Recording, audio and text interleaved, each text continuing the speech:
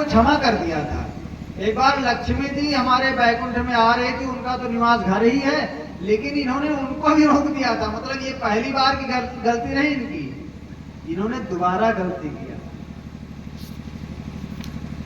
तो कहा कि महाराज आपने कोई गड़बड़ नहीं किया है, हमारी इच्छा भी थी इनको कोई न कोई दंड मिले, और अब देखो आपके जो है श्राप के कारण से हमको भी एक अवसर मिल गया पृथ्वी पर जाने के लिए, लोगों के ऊपर अनुग्रह करने के लिए। मैं भी पृथ्वी पर जाऊंगा और अपनी लीलाओं को करूंगा। भगवान यहाँ पर लीला करने क्यों आते हैं? हमको हमारे आपके मन को आकर्षित करने के, हमारा आपका मन भगवान में लगा रहे। तो जब वहां से जय विजय दोनों गिरे, तो दिति के यहाँ जब इनका जन्म हुआ तो बहुत उपद्रव हुआ इस संसार में, और दिति ने भगवान कश्यप से बहुत प्रार्थना किया, तब वह उपद्रव थोड़ा सा शांत हुआ। जब ये कुछ बड़े हुए तो उपद्रवकारी जो होते हैं वो छोटे से ही उनमें कुछ न कुछ लक्षण दिखने लग जाते हैं, बहुत सारी दुष्टता करते थे। और हिरण्याक्ष का मतलब क्या है? हिरण्य मतलब होता है सोना, हिरण्य मतलब होता है सोना। हर जगह को जहां पर हर जगह जो धन ही दिखाई पड़े जिसको, उसी का नाम हिरण्याक्ष है। हिरण्याक्ष की बुद्धि वाला व्यक्ति कौन है?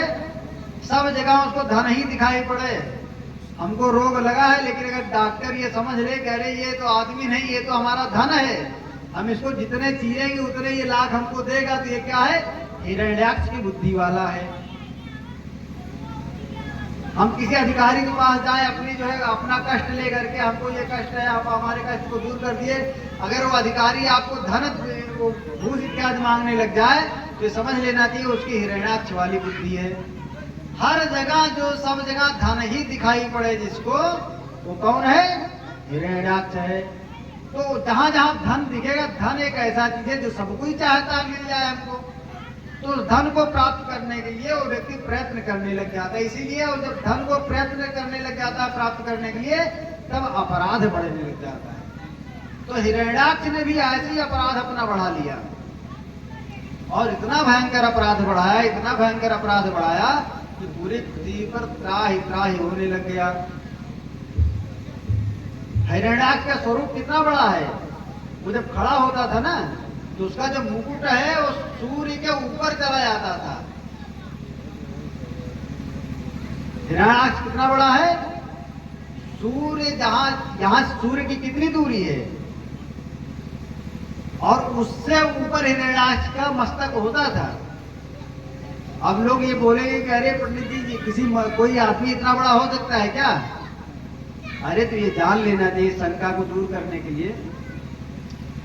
देखो, ब्रह्मा जी के पुत्र कौन है? कश्यप जी हैं, और कश्यप के पुत्र कौन है? हिरण्याक्ष और हिरण्यकश्यप है।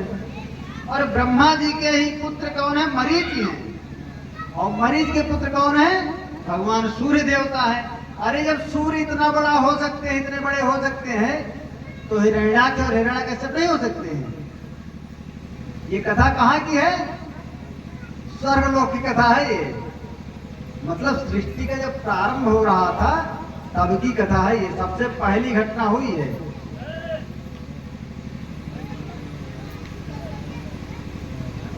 और जैसे ही हिरण्याक्ष ने क्या क्या धीरे धीरे करके जितना धन था, जितना सुवर्ण था, जितना रत्न था, वो सब उसने खींच लिया। मतलब सबके ऊपर अपना अधिकार जमा लिया। सबके ऊपर अपना अधिकार जमाने का मतलब क्या? पूरी पृथ्वी को, अब जो व्यक्ति इतना बड़ा होगा उसके सामने पृथ्वी कितनी बड़ी होगी? इतनी बड़ी सी होगी। पृथ्वी से कम 3 लाख किलोमीटर ज्यादा बड़ा है कौन? सूर्य।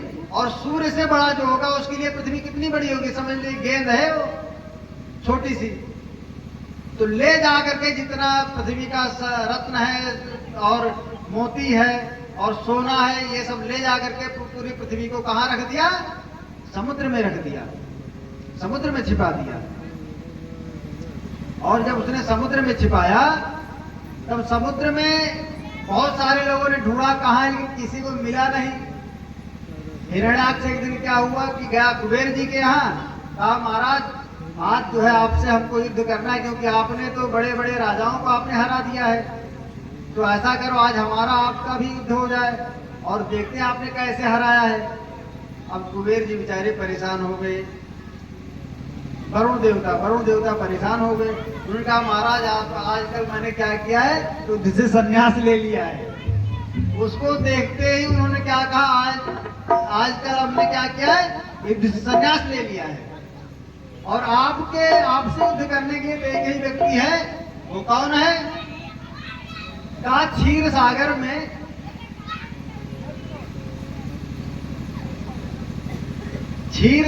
में एक देवता है, उनका नाम है भगवान विष्णु।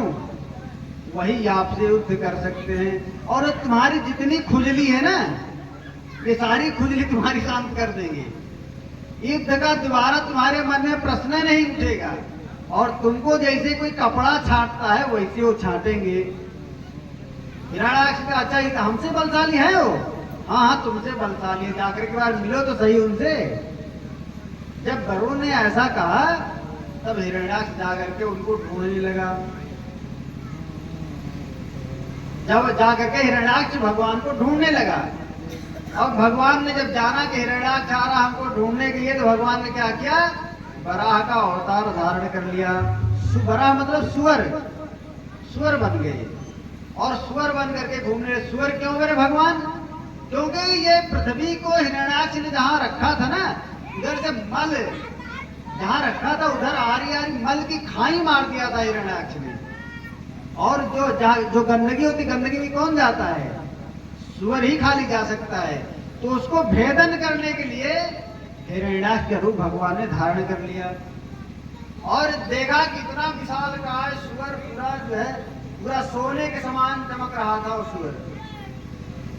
जैसे हिरण्याक्ष ने देखा इतना बड़ा सुअर है, तो हिरण्याक्ष ने क्या किया, देखो जो दुष्ट लोग होते हैं वो ये नहीं देखते कि हमको किससे लड़ना चाहिए किससे नहीं लड़ना चाहिए। वो जा करके क्या किया कि वो जो सुअर था, सुअर से ही लड़ने का उपयोग करने लगा, सुअर से ही लड़ने का प्रयास करने लगा।